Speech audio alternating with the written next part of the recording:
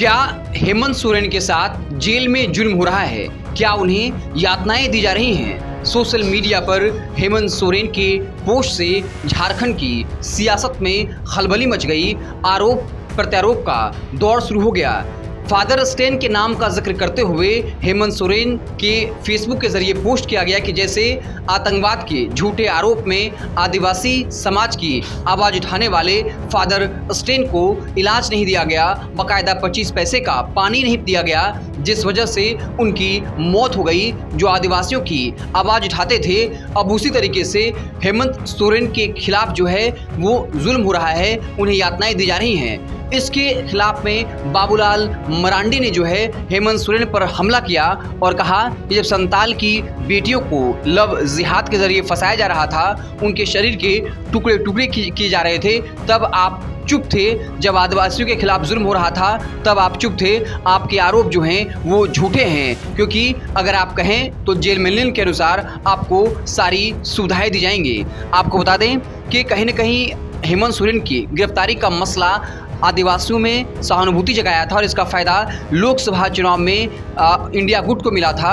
आखिर हेमंत सोरेन के फेसबुक के जरिए क्या पोस्ट हुआ और बाबूलाल मरांडी ने क्या कुछ इसका जवाब दिया, हम आपको पूरी कहानी बताते हैं। हेमंत सोरेन के फेसबुक पोस्ट में लिखा गया, इस चुनाव झारखंड ने 84 वर्षीय जेसुइट पादरी और आदिवासी अधिकार कार्यकर्ता फादर स्टेन स्वामी की हिरासत में हुई अनुचित मौत, जो कि भारत की लोकतंत्र और मानवाधिकारों की स्थिति पर एक काला धब्बा है, उसका बदला लेने की शुरुआत की है। दशकों से आदिवासी समुदायों के अधिकारों के लिए वकालत एवं लड़ाई लड़ने वाले फादर स्टेन के उच्च आयु और पार्किंसंस रोग के बावजूद उन्हें भाजपा सरकार द्वारा लगाए गए झूठे आतंकवाद के आरोपों पर जमानत और समुचित चिकित्सा उपचार से वंचित रखा गया। पानी पीने के लिए 25 पैसे का स्ट्रॉ नहीं दिया गया। जेल की स्थितियों से बिगड़ते स्वास्थ्य के कारण फादर स्टेन की दुर्भाग्यपूर्ण मौत 5 जुलाई 2021 को हिरासत में हो गई।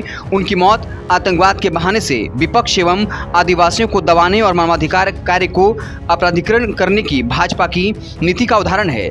जैसे सबसे कमजोर वर्ग के लिए आवाज उठाने वाले फादर स्टेन को संस्थागत उपेक्षा और अन्याय से चुप कराया गया, आज उसी तरह का जुल्म हेमंत सोरेन पर हो रहा है।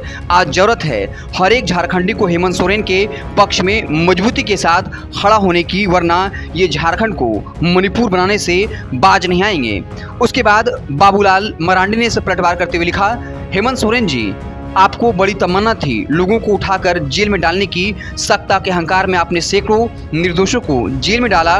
तब आपको न तो मानवाधिकार का ख्याल आया, न जेल के अंदर की बदतर हालातों का। लेकिन ईश्वर का न्याय देखिए कि जिस जेल के खेल को आपने शुरू किया, अपने कुकर्मों के कारण आप भी उसी खेल का शिकार हो गए। वैसे अब आप बेकार में ही मानवाधिकार और आदिवासी बंधुओं की चिंता में दुबले हुए जा रहे हैं। जब संथाल में सैकड़ों आदिवासी बेटियों को लव जिहाद में फंसाया गया, शरीर के टुकड़े टुकड़े कर दिए गए, गाड़ियों से कुचला गया, तब आपको आदिवासियों की याद नहीं आई। हेमंत जी, यदि आपको जेल में कथित यातनाएं दी जा रही हैं तो न्यायालय से अनुरोध कर अपने बैरक का CCTV फुटेज साझा करवाएं।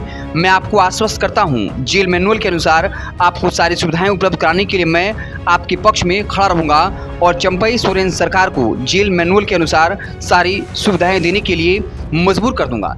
तो कुल मिलाकर आदिवासी से जुड़े मसले को लेकर हेमंत सोरेन ने बड़ा आरोप लगा दिया और कहा कि उनके साथ भी वैसा ही जुल्म हो रहा है जैसा फादर स्टेन के साथ हुआ था और उनकी मौत हो गई थी।